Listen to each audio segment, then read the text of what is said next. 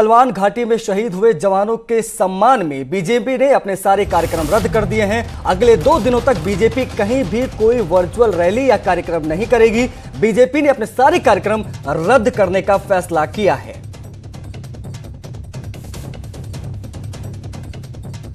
तो ये इस वक्त की बड़ी खबर। आपको बता दें कि अगले 2 दिनों तक कोई भी वर्चुअल रैली या कोई भी कार्यक्रम भारतीय जनता पार्टी नहीं करेगी और गलवान घाटी में शहीद हुए हमारे जवानों के सम्मान में यह फैसला लिया गया। और लगातार सवाल भी उठ रहे थे सरकार के ऊपर, क्योंकि सरकार की वर्चुअल रैलियां पश्चिम बंगाल से लेकर झारखंड तक हमने देखी, लेकिन इस बीच ये बड़ा फैसला सरकार की तरफ से किया गया है। बीजेपी ने अपने सभी कार्यक्रम रद्द कर दिए हैं और कोई भी वर्चुअल रैली या फिर किसी भी प्रकार का कोई कार्यक्रम भारतीय जनता पार्टी की तरफ से नहीं होगा पूरे देश में। अगले 2 दिनों के लिए वर्चुअल रैली भी नहीं होगी। ये इस वक्त की बड़ी खबर। आपको बता दें, शहीद हुए हमारे वीर जवानों के सम्मान में यह फैसला लिया गया है।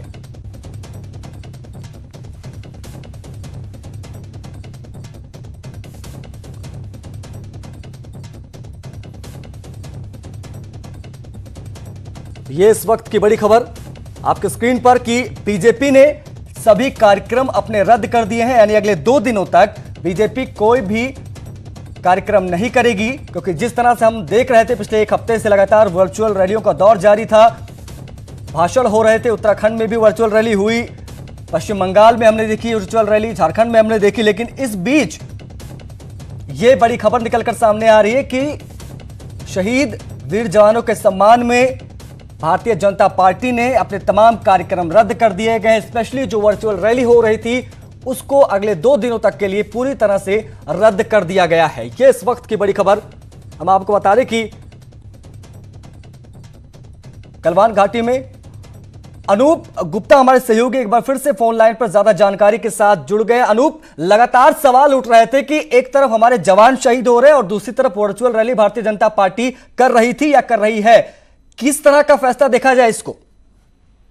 नहीं, बिल्कुल। देखिए, जिस तरीके से आपने भी कहा, विपक्षी पार्टियां ये सवाल खड़ी कर रही थी कि एक तरफ अपने जवानों की शहादत हुई है और बीजेपी कार्यक्रम में लगी हुई है। हालांकि ऐसा था नहीं, कल भी कोई कार्यक्रम नहीं थे जी। और हमने देखा कि कल से ही जिस तरह से लगातार बीजेपी ने कोई कार्यक्रम नहीं किया, आज आधिकारिक रूप से बीजेपी की तरफ से ये फैसला लिया गया कि किसी भी तरह का जो कार्यक्रम है आने वाले 2 दिनों में, क्योंकि कई वर्चुअल रैली बीजेपी को करना था, लेकिन जो शहादत हुई है उसके सम्मान को देखते हुए बीजेपी ने सभी रैली और सभी कार्यक्रम। क्या ये सिर्फ अगले 2 दिनों के लिए है अनूप? सिर्फ 2 दिनों के लिए अगले?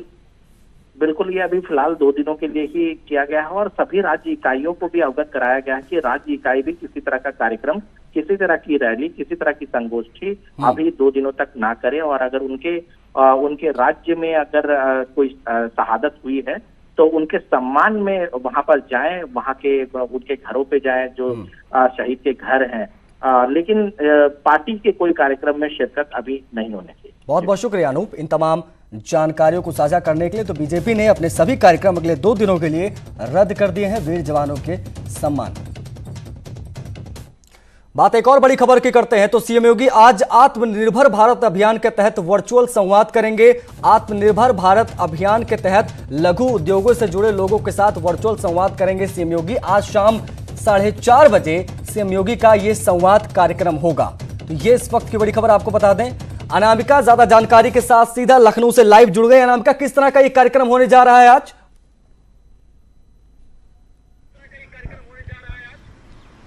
देखिए, शाम 4:30 बजे आत्मनिर्भर भारत योजना, जिस तरीके से अब ऐसे लोग जो न सिर्फ स्टार्टअप शुरू कर रहे हैं बल्कि वो अपने स्टार्टअप के साथ बहुत सारे ऐसे लोगों को भी जोड़ रहे हैं। और आपको याद होगा कि पिछले दिनों जब केंद्र सरकार की ओर से 20 लाख करोड़ का जो पैकेज जारी किया गया उसमें एमएसएमई को खास फोकस किया गया।